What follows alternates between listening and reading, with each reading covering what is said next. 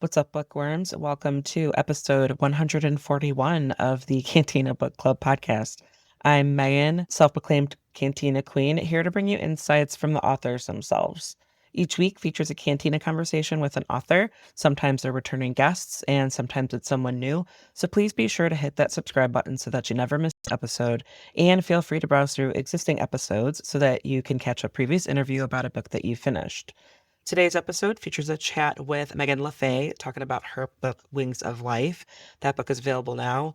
I really did enjoy this conversation with Meghan, chatting about her experience as a debut author and exciting character development, all that good stuff. Now, some spoilers do pop up in these conversations, but the episode is more enjoyable if you've read the book anyway. So if you don't know why we talk about maybe a certain unloved trope, worked it worked out really well in this story. Hit pause, add this episode to your playlist, and go up a copy of Wings of Life. This interview will be here when you're ready. It's up that I often use adult language to express feelings towards these authors and their work, whether the characters need to get their shit together or I am saying what the fuck to the author for making me feel things. Just please be mindful around listening ears. Books coming out this week, the week of 2nd, Rainy Day Bookshop by Rain Thane. And yeah, she's been a previous guest on the show, so I'm always so excited to catch up with her. And I always love her work as well. So another interview with her will be coming up shortly in the upcoming weeks. And now, without further ado, get ready, grab your favorite drink. Here is Meghan. So today we've got Meghan Le Fay. We're talking about her book, Wings of Life, that comes out on May 26th. Meghan, thank you so much for joining me today. I just finished this book. It's fresh in my brain, and there's a lot going on. What a ride, pun intended. And I'm excited to go a bit deeper today. Awesome. Thanks so much for having me. I'm really excited to be here. Absolutely. Perfect. To get started, can you give a summary so that people can follow along with the conversation? Yeah, so we start off with Saray of Cavendish. She's from a country called Inra, and Inra has been at war with Ritland, the country to the north, just like forever. That's their thing, is they're warring with each other, and Ritland is known as this really awful, brutal country full of just destructive warriors. And so that's where we start. And we meet Saray at lunch with her family, and her dad is going to make an announcement to the family of that they're actually going into war with the country south now, Valak. And because of that, he's cooked up this harebrained scheme with the king and with a couple of other lords. Basically, one little country can't fight a war on two fronts, to the north and to the south. So he has come up with a scheme to send Saray to the north to Ritland to have her be betrothed to the Dane's son and try to broker a little bit of peace between those two countries, so that way they can continue fighting this much more war with Valak than the constant skirts that they've had with Ritland. So at this luncheon, and the father is getting prepared to share all of this, news comes in that Saray's brother, who is the heir, is missing in action. His entire squadron is missing. They're presumed dead. So we start off from this place of grief for her, and then she's thrown into a completely different culture where she's told, hey, you've got to get along here. You've got to figure out how to fit in. And on top of it all, of course, it can never be easy with the Margrave. He has actually sent Saray there with an ulterior motive. He wants her to use her brain and go through and figure out, why is it that Ritland has been so successful fighting against Valak? They've had no consequences from this army that's overreaching across the world. What is Ritland's secret? So she does uncover a pretty major secret while she's there in Ritland, of course. First, she gets her ass kicked like 30 times because she's not a strong warrior and she's expected to be. And then after she gets there also, she try and like seduce him, basically. He's MIA too. She has no idea where he is. They don't tell her what's going on. He's super secretive about a bunch of things. She's very isolated. She's very hated. And the one person she interacts with is Webb, the weapon master, who is not really very nice to her either, but he's at least fair and super hot in her eyes. So, of course, sparks start flying there, and she's Unfair. just like, she's in the worst place in all predicaments. And that's where we go for this story. Yeah, it was a little relatable just because she her attitude was just like, "Ah, great, like what?" It was very inconvenient that she was very attracted to him, and Yeah. because yeah, she's learning, she's supposed to be this spy. Like when she's confronted at certain times, I'm like, oh, like she's gonna overcome this. Like, no, she she continues to get her ass kicked. But I think that like that made her story a little bit more believable. That made her progress a little bit more believable. Where it's just like I was rooting for her, and yeah, of course, it's less fun if she gets the hang of things almost immediately. But then we're seeing it through her point of view. Mostly, we get occasionally other people's points of view, but it was fun to see someone else. They were like, does she not realize like how well she's doing, like how much progress she's making? And then for her, through her eyes, she's like, oh my god, like I'm in over my head, like what am I doing? Like, it was fun to see her like the self-doubt and the reluctance. It was just, I don't know, I think it made her a little bit more relatable. Maybe it was because like I was like, man, if she could do it, like if it is like she struggles, but if she could get there, I think I could be able to do it too. Like, Yeah. I don't know if you ever picture yourself. I always like a joke, like if I were in the setting of any fantasy novel, I would like, you know? Absolutely. That's the thing with Saray is she's a nobleman's daughter. She's not trained in combat. She's not trained to ride a horse for a long period of time. She's trained to look pretty and fails even in those expectations because instead she spent a bunch of time like reading and debating people. But yeah, no, she gets thrown in this place where everyone is a warrior. Body health is a huge thing for the city that she goes to, Drak. Like that's their thing, is they're warriors. They're the warriors of Ritland. Yeah, how's she going to stand up to that? Of course she can't. She hasn't spent the past 26 years or 22 years or whatever. Yeah. In that environment, pretty much just it becoming second nature to where it's so normal for women to be a part of all of that. Like, because Yeah. it was culture shock, like culture shock for at least several weeks. But that's also like the exciting thing for her is in the middle of this, I'm freaking out. I'm in this foreign land. I don't know what the hell I'm doing. But then she's like, I have all of these rights. People don't treat me like I have to be small and quiet. I'm expected to perform and do well. So on the one hand, she's very liberated too when she goes there. Yeah, it was so fun to see her journey like that. I appreciate it. I'm a sucker for character growth, so I'm just like, all right, let's go. Come on, Saray. I'm like, come on, you can do it. So I wanted to hop into your background. Is this your debut or? This is, yep. Okay, congrats. That's so exciting. Oh my God, we're in the Thank home you. stretch. Yeah. So whatever your like previous career or personal life experiences, like, was there anything that maybe either prepared you for this type of project? Like, what kind of brought you to let Wings of Life into the world? Oh, a lot of things. So I spent a lot of my career working in corporate America. By accident, I graduated with college. I graduated in creative writing. I wanted to go on and pursue an MFA, and then just stuff in life happened and I had to start working. Sure.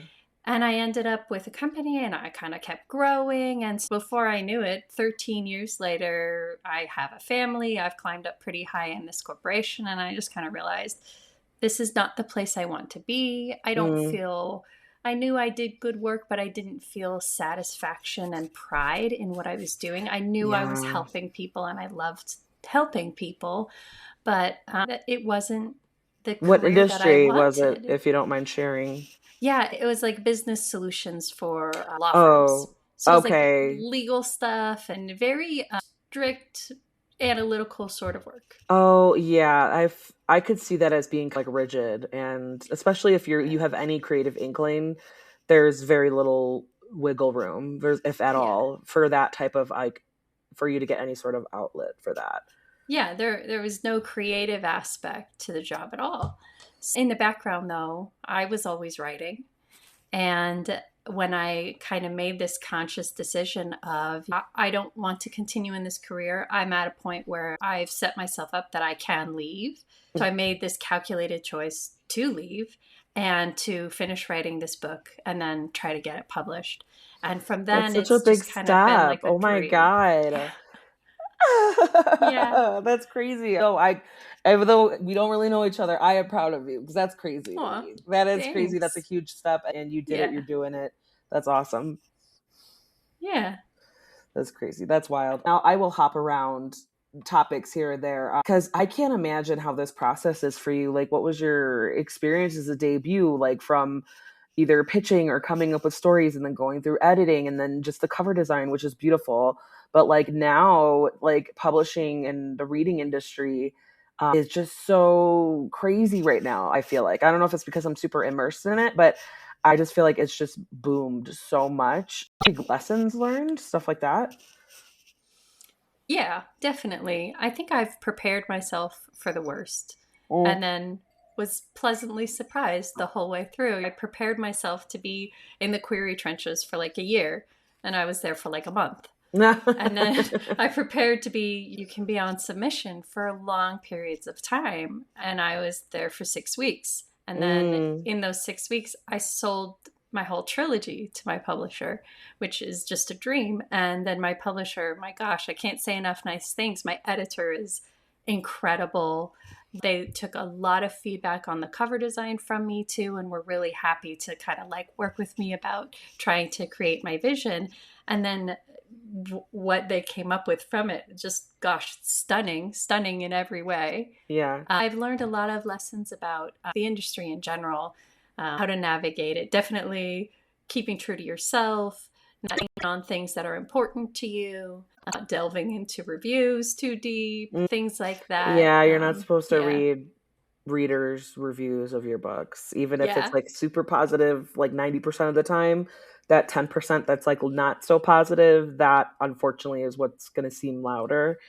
That's like for one of the few things that are very like universal. It's just like, no, just do not read any reviews. And that's why I try to be careful if I ever share a review. I don't tag the authors. I'll tag them when I post the episode, but I don't tag, I just, because even if it's like, it could be somebody easily be like, "Oh, I thought this book was trash," and then the author sees that, and it's just yeah. like, come on, Instagram and all that can be toxic enough as it is. Unfortunately, I Oh, was like, I don't want to open any channel for that. You know what I mean? So, yeah. no, and especially for you as a debut of like you're seeing all this like momentum so quickly because you're still in that still in the zone of you're promoting, and it's like the home stretch of right before it's released after like all this hard work and edits and back and forth and all that. And so it's finally coming to fruition now.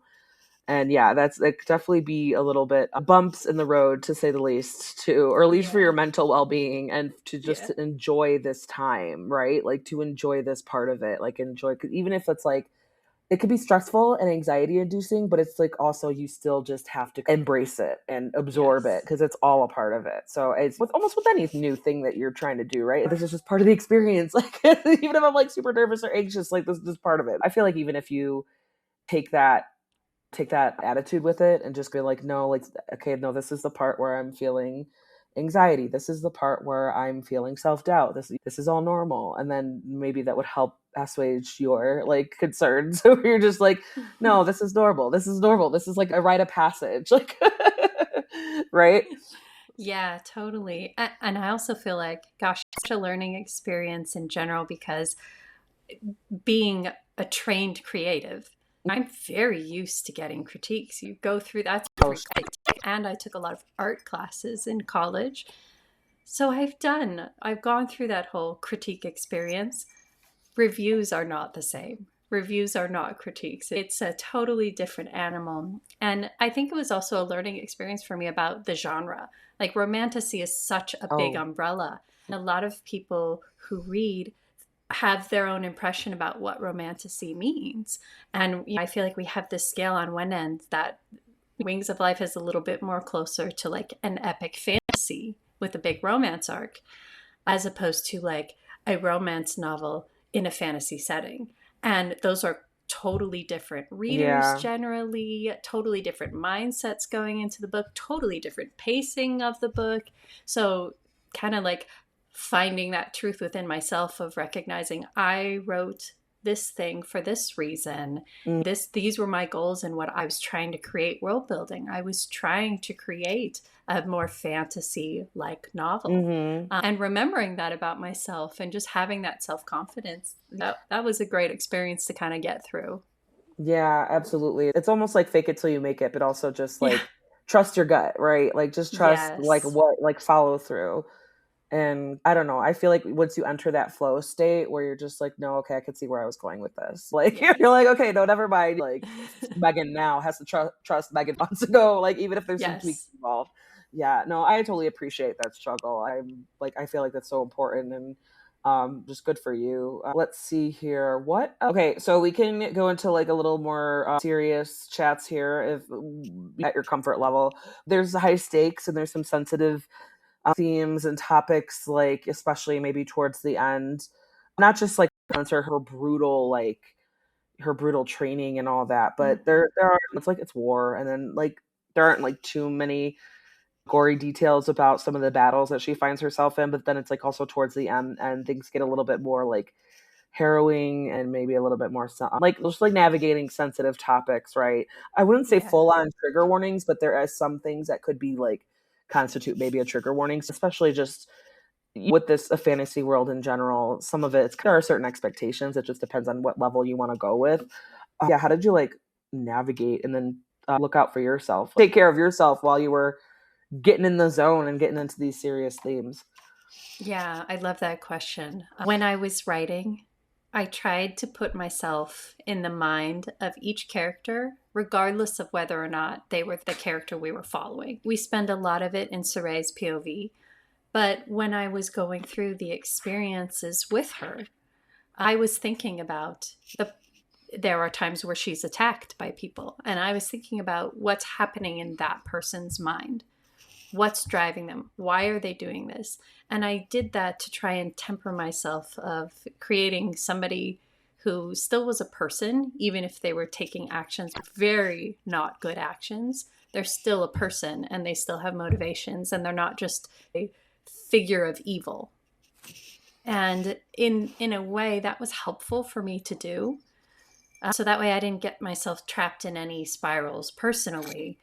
Certainly when I wrote some scenes, I kind of had to like sit back and take a break and come back to it later. But yeah, that's what helped me the most, was trying to just remember I've created characters to be full-fledged. I tried to get into their mind and understand them. Like multidimensional, right? Like I think that what makes some of the more like captivating antagonists is that there's so much under the surface, or there's more to them just being an asshole, even if it comes down to power or for whatever else. It's still like absolutely like I love that you're still like okay, like trying to put yourself in their shoes and being like exactly what's their motivation, how would they respond to this, how brutal are they, like how do their characteristics, the worst parts of them come out with the situation that they. Okay, so I'm obsessed with dragons, have been since childhood. But the thing I love the most about reading about dragons is the dragons that are highly sentient, highly intelligent. They have all emotions, they have all their agendas. They're definitely magical beings. They're not just like overgrown lizards.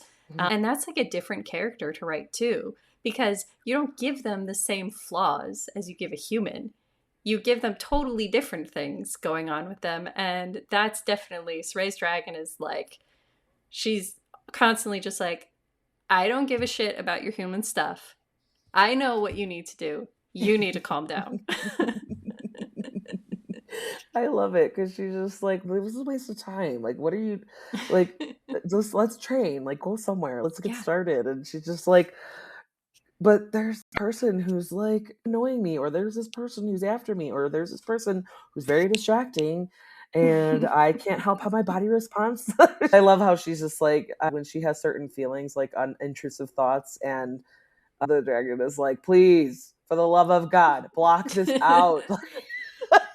I don't want to live this with you. Don't share this dream with me.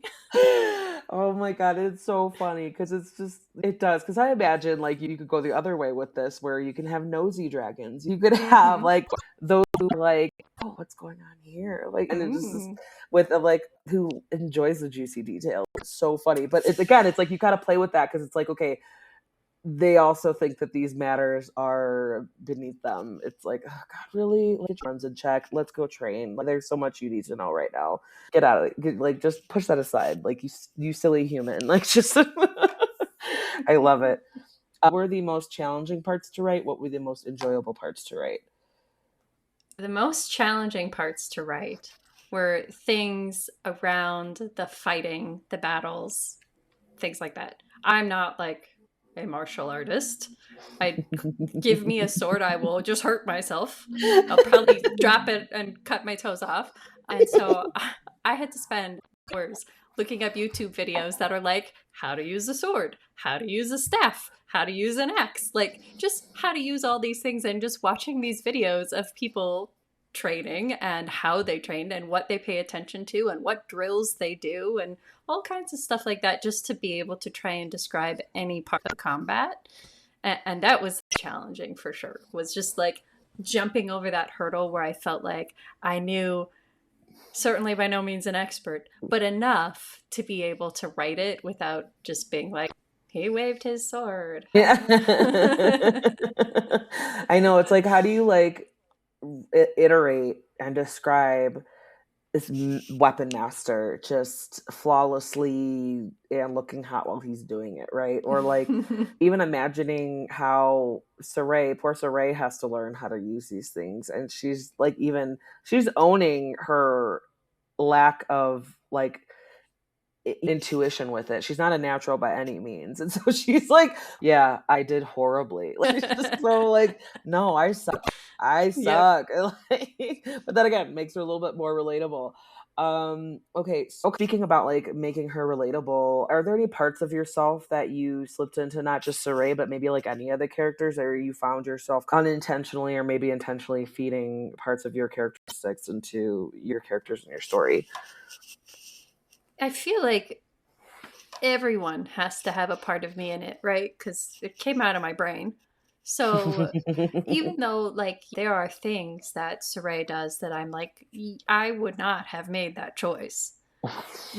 I still came up with it. So there's definitely parts of me in everyone. I tried to draw inspiration from not people that I know, but people that I've known, and pull that to augment Mm. ways that I would act. And I did find, especially while writing Saray, there were times where I was writing and I would write something, and then I would go and read it and be like, that's not Saray. That was me. Delete, delete, delete. New response of this is what Saray would say instead. So definitely, like there's definitely a lot of influence from me in a lot of characters. I think one thing Saray shares though is some of my insecurity and anxiety. Mm. That was something that I was very easy to draw on from myself. I definitely am an adult that enjoys my anxiety all the time. And so when Saray has some of those moments where she's just trapped in her head, I know exactly what that feels like because that is my life. Yeah.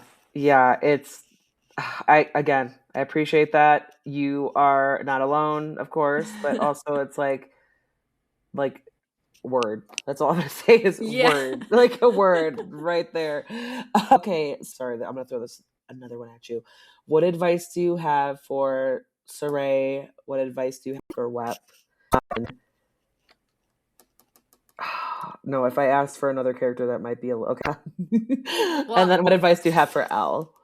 I don't yeah, want to be good. super spoily, but those are very clear characters. So yes, what advice do you Definitely. have for the three of them? So Even if you think they probably wouldn't listen to you.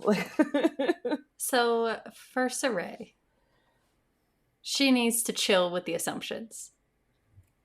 Everywhere she goes, she makes assumptions, bites her in the ass every time. So she needs to chill with that. That's the advice for her is stop that. Web, he needs to take everything down a notch, right?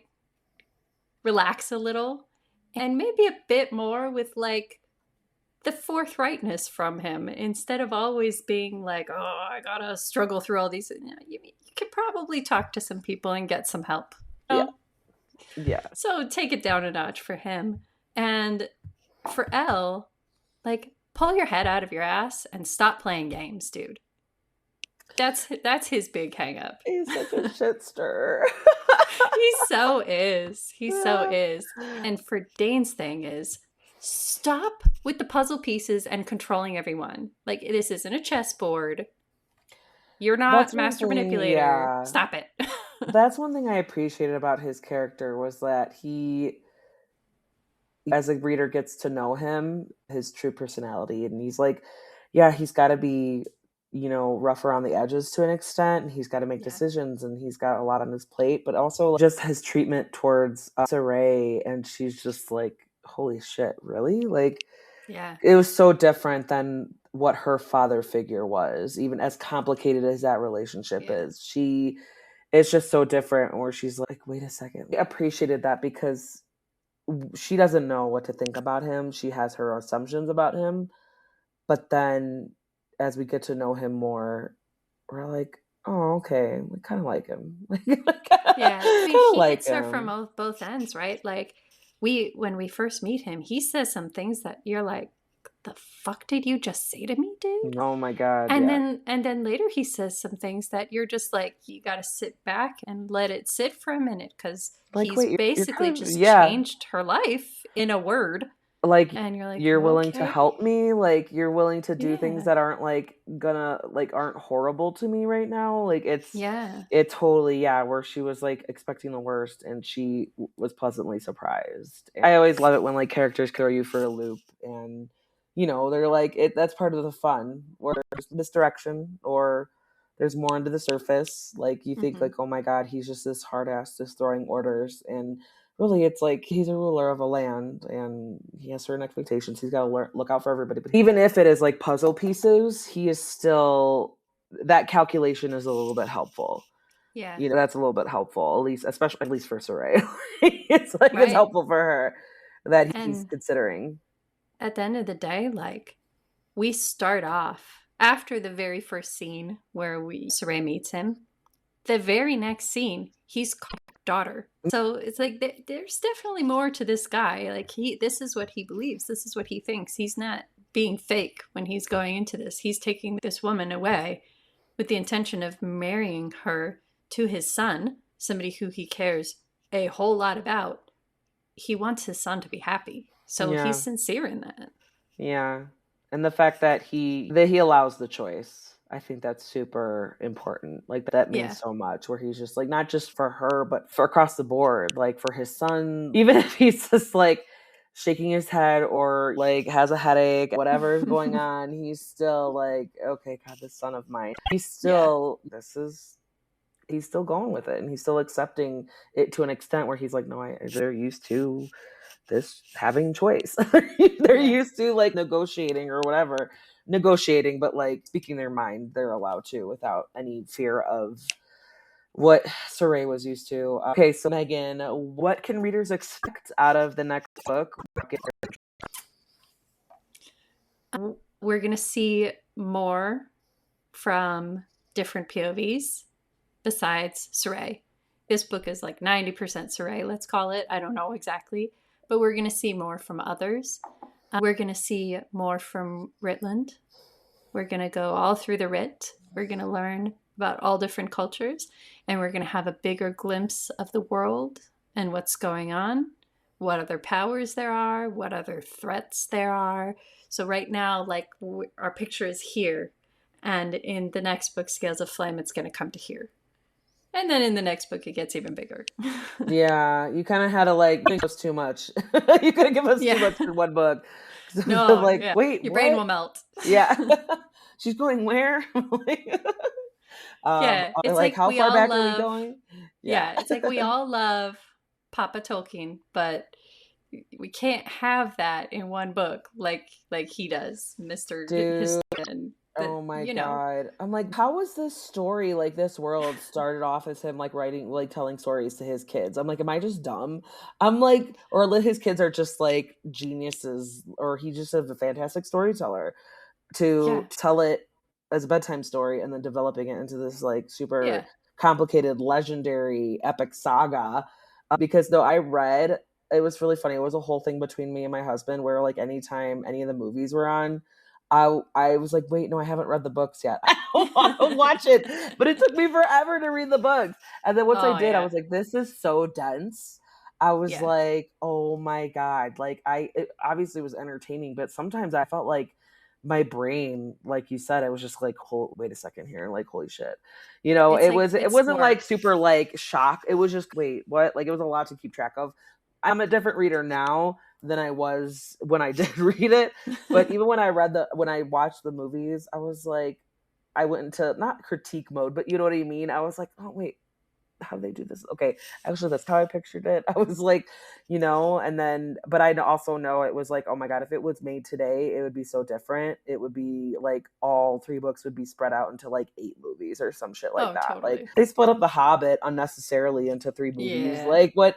You like, and I think I saw on your Instagram because I was like just snooping around you a little bit about how you love Smog, and even if he was like, yeah, Oh he's a yeah. villain, but come on, like he's just chilling with Horde and like Yeah. and like of course if you were a dragon and if you were like, what the fuck, I don't fucking care about you, and also like this is mine, like you little puny humans, even if it is like he doesn't care that it's not his, he's just like it's mine now. And then oh God, I think it was the end of the second book, maybe, or not the second book, the second movie, when he was just like, oh okay, now you've done it. And then they're like, oh shit, what did we do? Like, what have we done? And Yeah. I was like, like that's the kind of shit like I love. But also like either the moments from the book and you're itching to see them on the screen and you're like, are they gonna do it? Are they gonna do it? And are they gonna do it right? Like are they gonna, so I imagine when the movies came out, you were like, wow, like I don't know. Yeah, when The Hobbit came out, I was mostly confused because I was like, how are they going to make this into 3 movies? So there was that.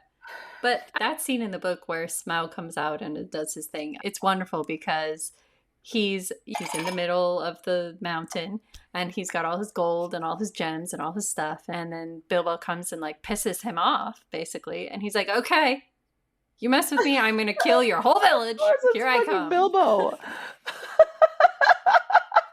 He's But like, that's shit. like part of the dragon character thing, right? Is that's not how a person necessarily thinks, but that is how a dragon thinks. He like it's like you gotta make sure that you never do this again.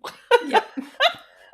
I'm gonna show you what the consequences of pissing me off. Like, man, maybe that's why I'm like, that's the fun part of why you don't always hate the villains, or why you kind of like they're more interesting because you're like maybe living a little vicariously through that. It's Yeah. like you piss me off, I'm just gonna burn it all to the ground. Like as a woman in the or a millennial and the 2026, we can relate, right? I don't Yeah. know. We can relate. Okay, Megan Le Fay, where can we find you online and on social media? I'm on Instagram the most at Meghan Le Fay, and you can find me on my website too, meganlefay.com. I'm around on like Facebook, TikTok, whatever. Don't answer as much, so if you wanted to get me more quickly, Instagram is your way. I'm also on Threads. That's another way to get me. Okay, so Megan Le Fay, Wings of Life, May 26th. I recommend this to people who love fantasy with dragons in a world with like there's still romance and politics and culture shock and all these things where there's flawed character growth and also just world building. And with the epigraphs, it was like we get to know these characters with the epigraphs, and then the last words was implies something, and I was just like, oh no, like like my heart cracked a little bit, like, Yeah. oh no. Sorry, not sorry. You're like, sorry, not sorry, like buy my second book. We're going to No, see more of them in the second book too. And it's going yay, to be a whole journey. I'm so looking forward to it, especially after seeing the covers. They're beautiful, and yeah, no, I'm excited. So if and when you are ready and want to chat out number 2, feel free to reach out. I'd love to chat again. Oh, would love to. Sounds great. And there you go. That was Meghan Le Fay talking about her book, Wings of Life. That book is available now. Check out the show notes to see links where you can find Meghan online and on social media and where to purchase the book. In the show notes, you'll also see where to find Cantina Book Club on your favorite online and social media book communities, such as Bookstagram, BookTok, BookTube, Threads, Facebook, and more. And I would love and appreciate it if you could hit that follow or subscribe button so that you never miss out on book reviews and author interviews. If you have any book loving friends who are just trying to get more out of their reading lists, please share Cantina Book Club with them so that they can find upcoming releases and interviews with authors. Another way to help this podcast is to head out over to your favorite podcast player, give Cantina Book Club a rating and review. It helps me reach more potential listeners and fellow book lovers like you. And that goes for any podcast that you listen to. It's one of the easiest things that you can do to help out. If you need book recommendations, you can reach out to me. I'm always excited to share my recent favorites. You can head over also to cantinabookclub.com, read more in-depth book reviews from all types of genres. So what you're looking for, you'll find some suggestions on there. While you're at it, you can subscribe by entering your email on the website so you can get new reviews and episode posts delivered directly to your inbox. If you want to support Cantina Book Club even more, you can donate by finding the form on the website, cantinabookclub.com. Whether it's a one-time donation or as little as $1 a month, I seriously appreciate the support and will share my appreciation by giving you a shout out on the show and maybe a little something else. And finally, one of the best ways to help authors promote their work is to head over to Amazon, Goodreads, wherever you might rate and leave reviews and give the title that you've read and the author that you're following rating and a review. It's free and it helps out so much to help spread the word other than tagging on social media. As always, thanks so much for listening. Cheers.